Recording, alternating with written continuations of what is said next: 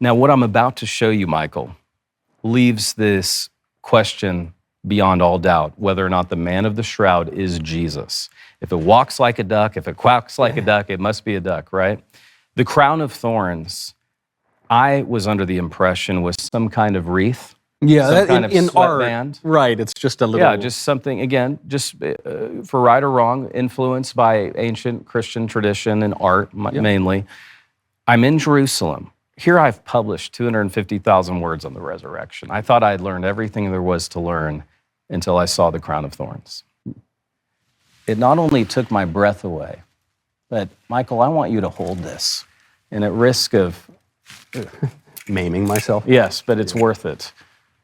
This is the helmet of thorns. Yes. So I had heard, I remember reading or hearing at some point that actually it's like 3D, or not just 3D, but it's, it goes around the whole head. The whole head. And is really like a helmet. Like a cap, a helmet. And so what do we see the correspondence with? These are 3-inch Bethlehem thorns. When they dry, they're as sharp as nails. I'm going to say to you what I said to my triplet boys here. Try to prick your finger on the end of one. Right. You can see. I just did.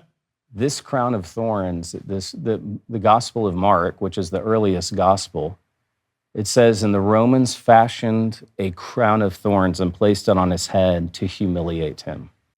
This is the King of the Jews. They placed this on his head, and what do we see on the shroud? 50 puncture wounds in the scalp. It would have caused profuse bleeding. And so when he goes, etcho homo, behold the man.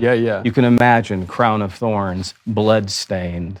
The scene would have been incomprehensible. It also just occurs to me looking at this, for people who will find it unfamiliar, that's not what the crown of thorns looks like. This is what an actual crown looks like. Exactly. Actual crowns are not headbands. Right. If you've ever seen like the crown of St. Stephen, yes, whatever, a crown in the UK, they look like this. Yes. They cover your whole head. Huh. And isn't that fascinating? This is what leaves it beyond all doubt to me. Speaking from a historical scholar's perspective, it could not be anyone other than Jesus of Nazareth. My friend,